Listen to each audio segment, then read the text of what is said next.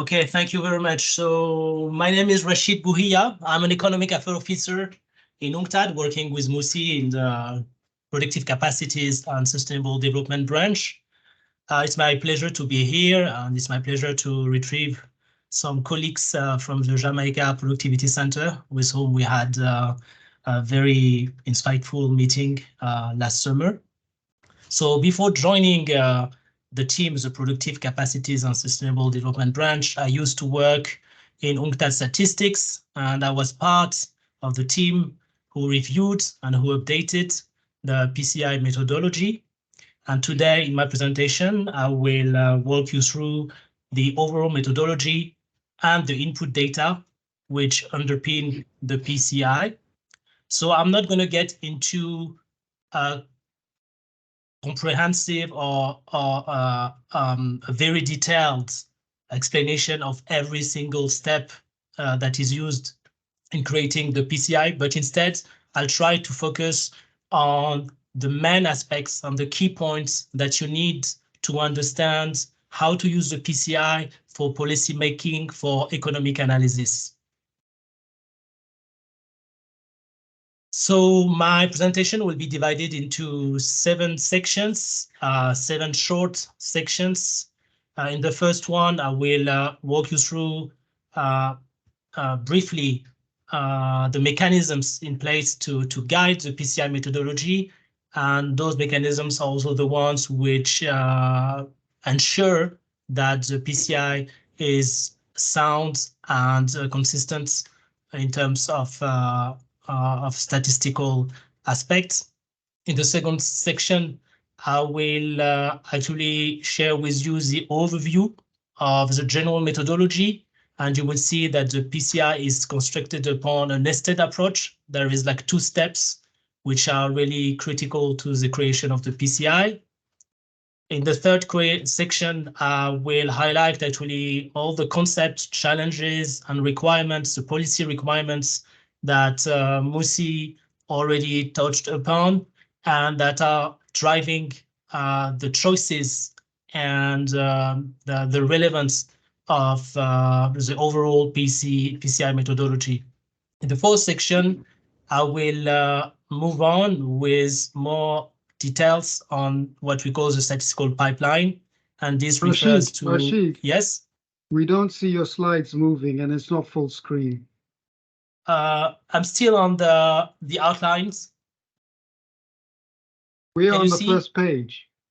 Yeah. The front cover. Really? The front cover, Productive as in Methodological approach. Oh, that's. Oh, I don't understand why. Rashid, you need to use the icon close to the slide. Yeah. No, I know, but for me it was showing like I had the full screen, but then for you, for some reason.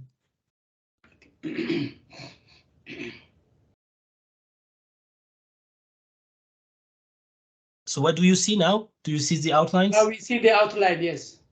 And if I move, can you see it moving as well? No, it's not moving. Ah, I don't know why.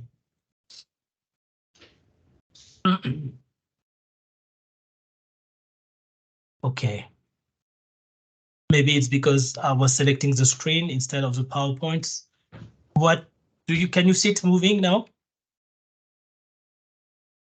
Yes, yes, now we it's can. moving. Yes. Okay, good. Thank you. So I was at step 4, saying that I would share the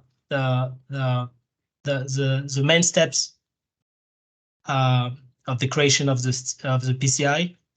The 5th section will deal with the input data that Musi mentioned, and I will also walk you through the findings for Jamaica. And I will finish my presentation with the available resources that you can find online to know more about the PCI or to download the data to make your own analysis. So the PCI was published for the first time in 2018, and it was the result of economic research that took place in UNCTAD for many years. So it's a result of a long-standing analysis from my colleagues in UNCTAD. And the PCI in itself was created in a partnership with UNCTAD Statistics. So to make sure that the methodological choices are in line and are harmonized with the international guidelines.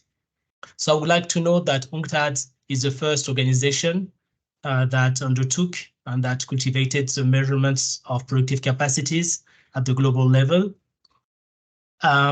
So the methodology of the PCI is actually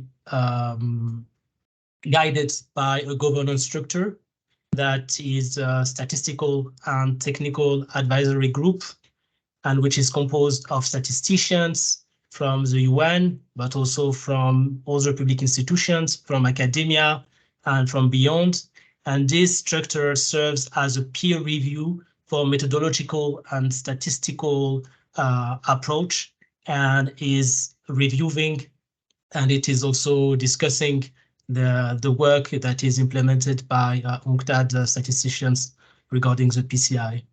So as I said, there was at the very beginning of my presentation, there was a cycle of updates and revisions in 2022-2023, and this cycle and the methodological choices made were reviewed by the STAG in early 2023, and the primary objective of the revision of this cycle was to update the input data, because as you may know, the data the data comes from different international organizations, and there are like regular updates, and also some series can be disrupted, some series can be modified or edited. So the primary objective was to deal with those updates and to make sure we don't have disruption in the PCI series, but we also took advantage of the cycles to implement some statistical enhancements, and we took into account feedback from people who use the PCI internally in UNCTAD and in UN agencies, but also externally. So we conduct statistical trainings for countries in the context of the NPCGAs, the National Productive Capacities Gap Assessment. So we meet statisticians from the statistical offices most of the time, but also from other public institutions, and we train them, and then in return we also get feedback from them, and this is how we update the methodology of the PCI. So the outcome of the deliberation of this update in 2023 can be found in the PCI 2023 manual. I'm sharing the cover on the right-hand side of the slide, and this will be published very soon on UNCTAD's website. We are actually preparing a next iteration.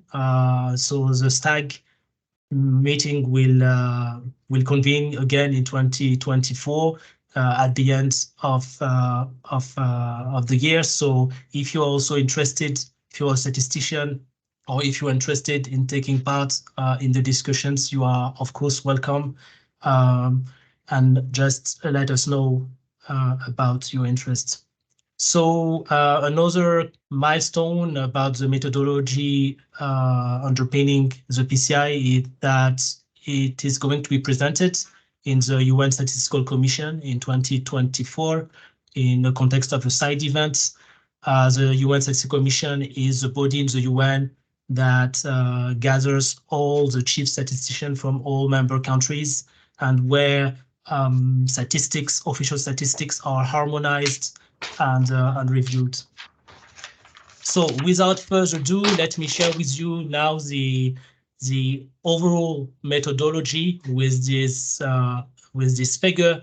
I think if you understand this figure, you will understand the core concepts and the core methodological aspects of the PCI. So let's start with the left-hand side of the figure. So you know that UNCTAD publishes the PCI as an overall score for 194 economies. So, for example, for Jamaica, the score equals to 42.5, and Jamaica is ranking 69th among the 194 economies in 2023. And this is progress compared with 2000, which is the first year for which we calculate the PCI, where Jamaica was ranking 111th. So it is important to understand that the PCI overall score is an aggregation of the 8 category score that you can see in the middle and that were listed by Musi. So those 8 categories are predefined, and they are the results of economic research by our colleagues in UNCTAD, by economists. So as you can see here, there is this line, there is this blue line here. So it means that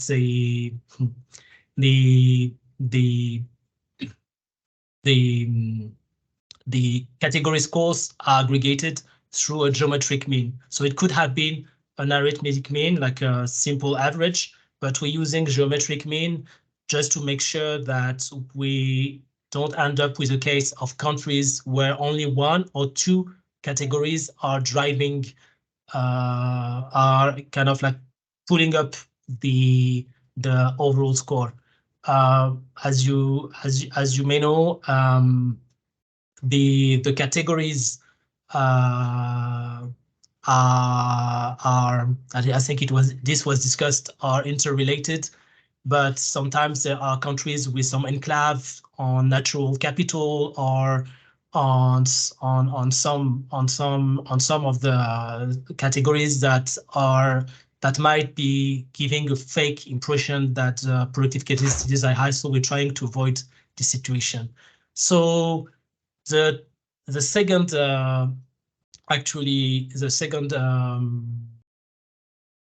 levels of in the construction of the PCI is like those input indicators that Musi mentioned. In total, there are 42 indicators, and the number of indicators is ranging between 4 to 6 per category, and they are covering data between 2000 and 2023. So here, as you can see, there's also some process of aggregation, and this aggregation actually refers to 8 principal component analysis. And I will share with you further detail of what it is, but in short, it's some form of linear combination of all the indicators, but instead of choosing an average or another operation, we let the data speak for itself and try to find the combinations that are driving actually how the indicators evolve together. So this two-step approach is very powerful because as it was used by Musi, we can implement a nested analysis of the PCI. So on the left-hand side, we can see that we have the overall score for Jamaica. So you see that it's not like a smooth increase. So it is kind of like a volatile, especially with some shocks in 2008, 2009, after the GFC, the global financial crisis. And also we can see the effect of some climate events in 2012. So we also published the category score. So here I represented the ICT score. So you can see that it's different. So it means that the scores as such are bringing some insights about productive capacities that are not necessarily captured by the overall score. Here you see that the ICT is quite increasing. I mean, it's increasing quite steadily over the years between 2000 and 2022. And the third level of analysis is refers to the input indicators. So for the ICT sector here, we have 5 input indicators, and you can see that all of them are moving in different directions, but there is like a certain convergence of all of them. And then I will discuss that earlier. But the point of this slide is that we are working with the PCI as written goals. So when we conduct NPCGAs in the countries, we use those 3 levels of readings to make policy recommendations. So this structure of the PCI was mostly driven by the economic concepts and challenges that Moussi already presented. So I'm not going to spend too much time on this slide. So productive capacities are defined by UNCTAD as productive resources, entrepreneurial capabilities, and production linkages, which together determine the capacity of a country to produce goods and services and enable it to grow and develop. So Mushti mentioned that there are 3 main components, and I wanted you to see actually that we can go even further down, and that for each one of those components, we identified key aspects that needs to be measured. And the point is that some of those aspects can be easily measured. They are already measured in the system of national accounts. So there is no like a challenge. But for others, like for example, in the category production linkages, we have, for example, the links between FDI and domestic entrepreneurs. We try to measure more than levels of variables. We're measuring correlations, we're measuring linkages, we're measuring how a set of dimensions evolve together, and this is very challenging. So this means that we are facing with what we call a latent construct. So productive capacities are not measured as such. They are kind of like unobserved. So we need to find a technique, a statistical technique that reveals the latent aspect of productive capacities. And for that, we're using PCA, which is a technique from factor analysis. So the 2-step approach is also very convenient for policy making. So 42 indicators for a multinational index can appear quite high, and it was my feeling when I started to work on the PCI. But in reality, the most important are the 8 categories, for which we only have 6 inputs indicators. And we need the 8 categories to be able to conduct national productive capacities gap assessments, because there we go really down into the sectoral approach, and we're trying to identify strengths and weaknesses. So the overall score is very efficient and very effective and useful at the global level when we want to benchmark countries and when we want to look at the evolution within countries and have some global recommendation. But the category scores are also very, very needed to devise the right policies at the national level. So the last actually challenge, I'm trying to move quick because we don't have much time, I understand, is the high rate of missing data, especially in developing economies. So as you can see on the right-hand side of the slides, there is a table with missing rates for each categories. So as you can see quickly, the rates are far higher for developing economies than for developed economies, and even more so for least developed countries and seats. So seats are the group of categories for which we are cruelly missing data, and this sign might echo actually the findings of the high-level group of experts who are working on the MVI, who also came to this conclusion. So the strength of the PCA, that the technique that we're using for the PCI, is that we can still free ride because there's some kind of like spillover, some positive externalities with patterns on productive capacities that are observed on some countries and we can reuse to make up for the data missingness in other countries.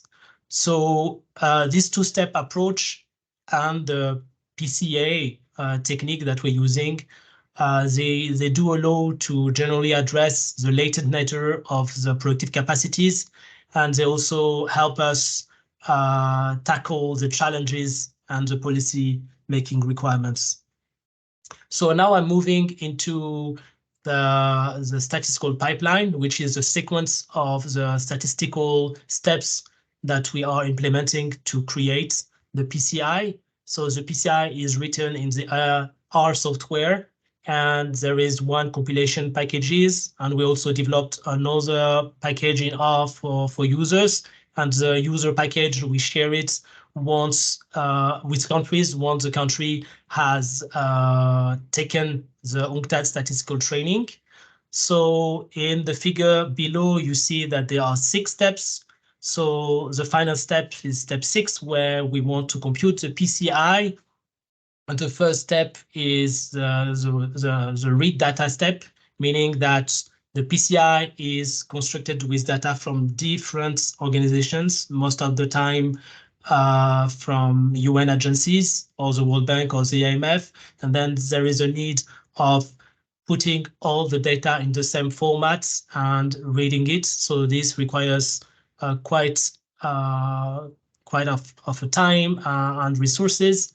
And between those 2 steps, there are 4 steps required to be able to launch actually the PCI in StackSIP. So the first 3 steps refers to the imputation of data. As I mentioned, there is a lot of data points which are missing.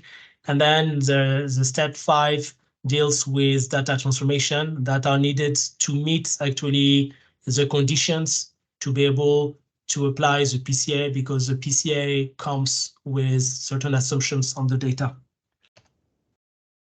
So the first step is the interpolation. So interpolation deals with kind of like treating the small gaps in the time series, as you can see on the right-hand side.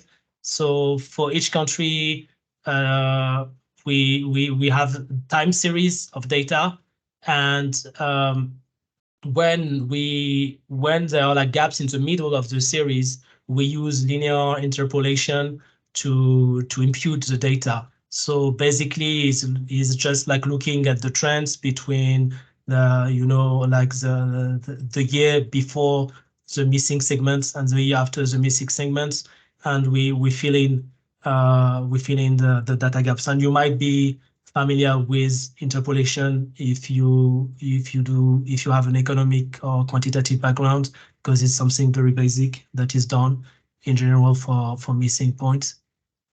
The step 3 refers to data extrapolation. So by extrapolation, I mean the prediction of the future values of a series after the last observed data points and until the last year for which predicted values are desired. And this is what we refer to as tails, as you can see on the right-hand side. So this step is needed to treat the cases where the data is missing at the tails of the series. And for that, we're using double exponential smoothing. Put very simply, we just look at the trends in the observed data and the level in the observed data, and we kind of like project the time series for the missing years. An important point is that for the 2023 update, we implemented a correction for the missing data, taking into account actually COVID-19 impact. As you know, it was like a huge shock. So whenever the data was missing, we use GDP for certain series. When the data was missing, we use GDP to also extrapolate the data.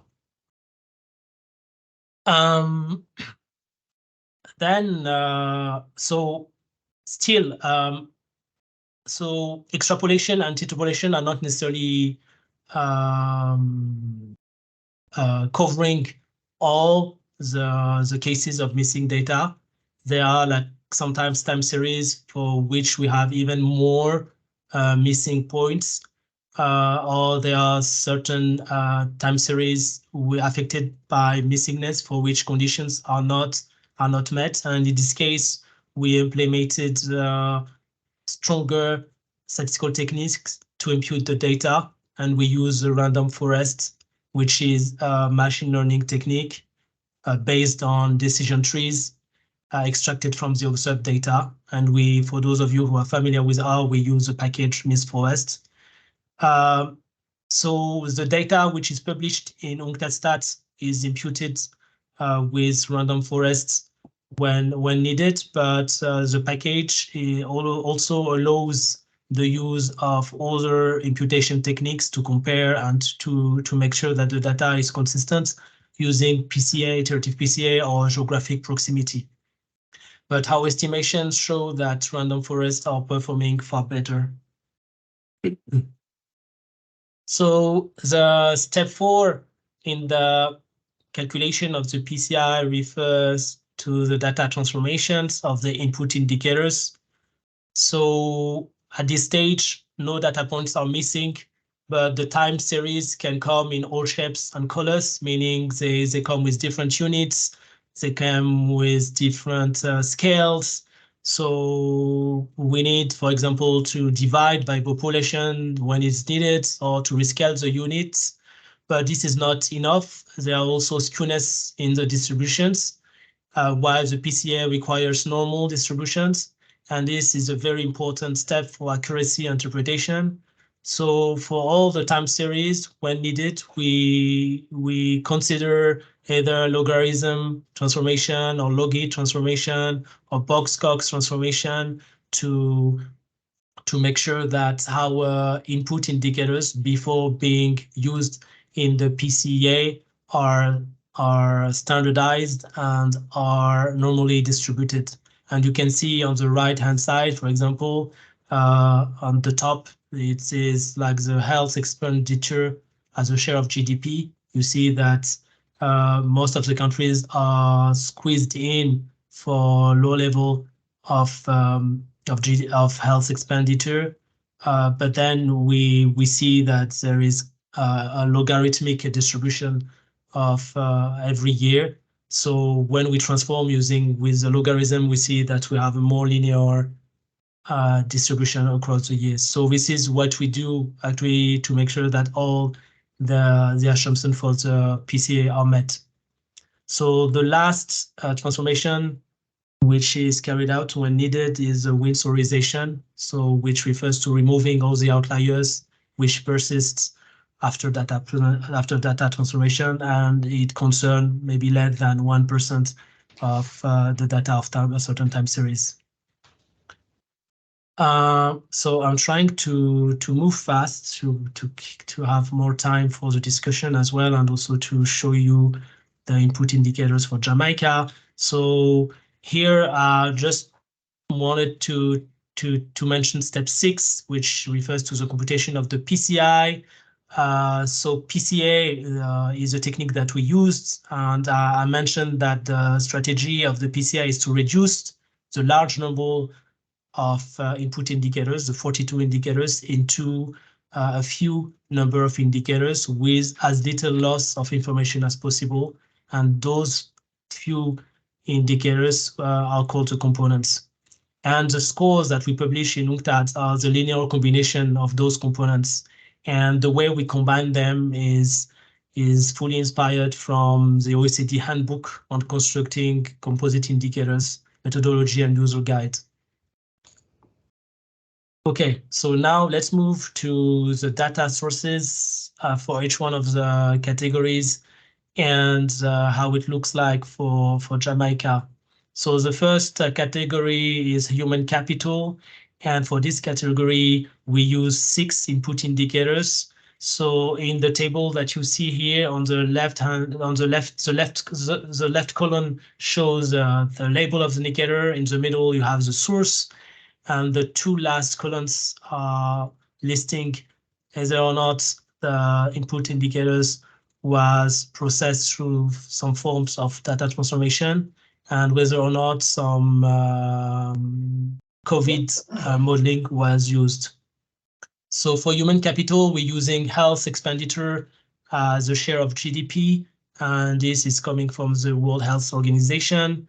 We're also using research and development expenditure as a share of GDP from UNESCO, the fertility rate. So here it is important to note that the fertility rate is inverted compared with the score. So meaning that the lower the fertility rate, higher the score.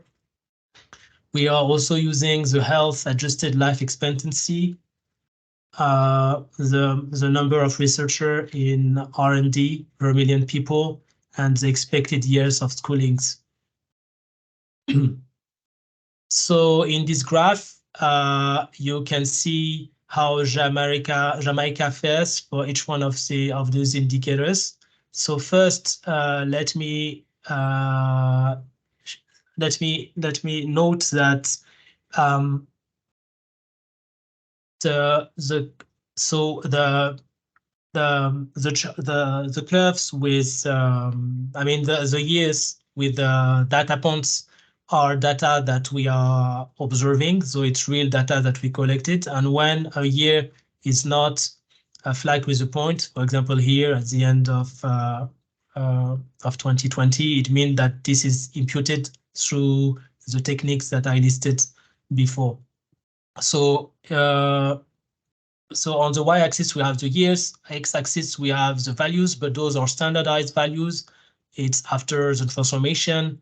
So everything has to be interpreted relatively to other countries. So here, 0, the axis, refers to the average for all countries, for the 194 countries. So what we see that Jamaica is faring pretty high for health adjusted life expectancy and for fertility rate compared with other countries, but is under the average for all countries regarding R&D expenditures, R&D researchers.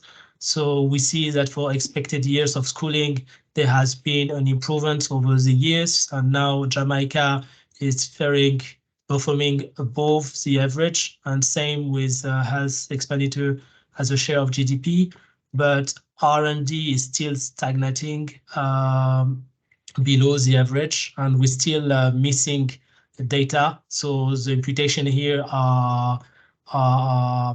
were made based on the data points here, and also based on the random forest technique that I mentioned. In natural capital, we are using 5 indicators. Agricultural land as a share of land area, extraction flows as a share of GDP, forest area as a share of land area, material intensity, which is calculated as the share of total domestic extraction of raw materials to industry value added. And we are using total natural resources rents as a share of GDP. So here you see that for most of the indicators, Jamaica is performing around the average. We see that Jamaica is pretty high for forests as a share of total lands, but is performing quite low in terms of material intensity. We see that natural resources rent as a share is quite volatile with a drop in 2019. And I think the data is pretty of good quality because there's not so many missing points except for the tails. But the projections that we make are reliable, given in our opinion. Energy is using 6 input indicators as the access of electricity, as a share of population. So GDP per total energy supply, so renewable energy consumption, total energy consumption, total primary energy supply per capita, electric power transmission and distribution losses, which is calculated as a share of losses of electricity output and to electricity output. So Musi mentioned that energy was a sort of weakness for Jamaica. So we see that most of the input indicators are quite below the average for developed countries. Electricity seems to be quite okay. So we see that it has increased over the years, the access to electricity, and also electricity distribution losses have decreased over the years. But we see that Jamaica is also performing not so well regarding total energy, especially total primary energy supply per capita and total energy consumption, which has been more on the decrease over the last years. So let's move to transport. Here the PCI is using 5 indicators, which are air transport, freight, the kilometer of roads, air passengers per capita, the kilometer of rail lines, air transports measured as registered carrier departures worldwide per capita. So this here, it's kind of interesting because there has been, initially Jamaica was performing above the average for developing countries for most of the indicators, but for every type of transport, we are seeing significant decrease. So regarding roads, in the mid of the early 2010s, we see that has been like a large decrease. Maybe this could be the result of some climate events, because something that we also observe in other countries, where not only the climate disaster kind of like damage the infrastructure, but also makes it hard actually to maintain the network. We see that air transport was also highly affected in the end of the 2000s. And so the 3 indicators on air transport have decreased. For rail lines, we don't observe data. So all the data that we have is imputed, and the imputation techniques hint that it has stagnated over the years. Regarding ICT, we resort to 5 indicators: broadband subscriptions, telephone subscriptions, the number of individuals using the internet, the mobile subscriptions, as well as internet servers. So as I've already shown earlier in my presentation, ICT is kind of showing good trends. So we see that there is a convergence of all the indicators, and that even though Jamaica started quite low in the beginning of 2000 compared with other countries, there has been like a significant increase of all the indicators. So another interesting thing is like the fixed telephone, which was decreasing, like in many other countries because of technological advance. But we see that it has been also, this is interesting, it has been also increasing since the mid 2010s. So ICT in terms of trends is looking quite good. Institutions, we are here using 6 indicators, and they all come from the framework by the World Bank, which is the worldwide governance indicators. And they measure control of corruption, the government effectiveness, political stability and absence of violence, terrorism, the regulatory quality, rule of law, voice and accountability. Here we have a more heterogeneous landscape for Jamaica. So we see that Jamaica is performing quite high regarding voice and accountability, also regarding regulatory quality, government effectiveness, but at the same time, we see that it is performing below the world average regarding rule of law, also control of corruption. Although we are seeing an improvement over the years. Structural change involves 4 indicators: the export concentration index, the economic complexity index, the industrial ratio, which is calculated using the industry value added, the services value added, and the agriculture value added. And the last indicator that is used is the gross fixed capital formation as a proxy for investments.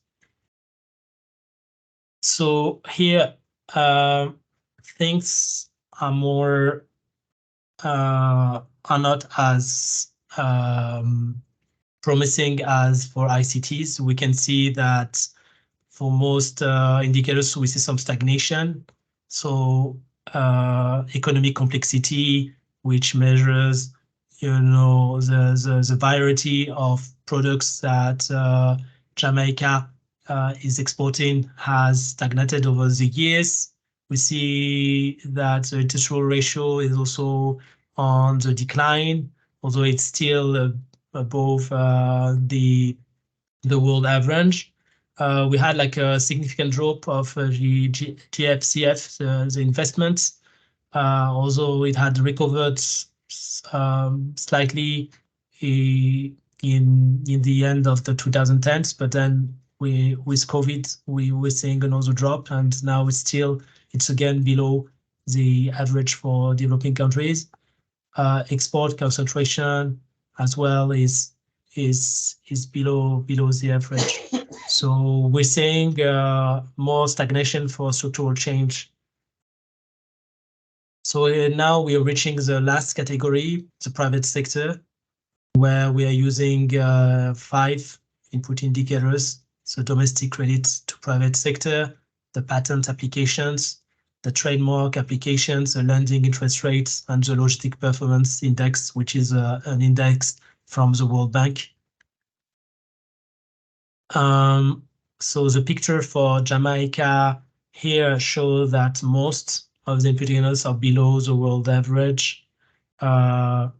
We see that there have been some improvement yet for lending interest rates and credit to private sector, which were discussed by Musi, but still there's some stagnation regarding the patents and also the trademarks, which has been increasing, but still below the world average. The logistic performance is kind of like volatile, but is still performing below the world average.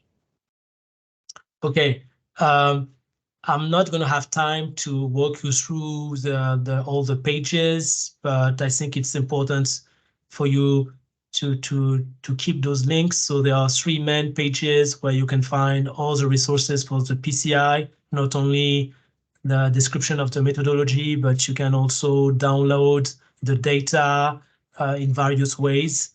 So I will share with you those links probably via the moderator.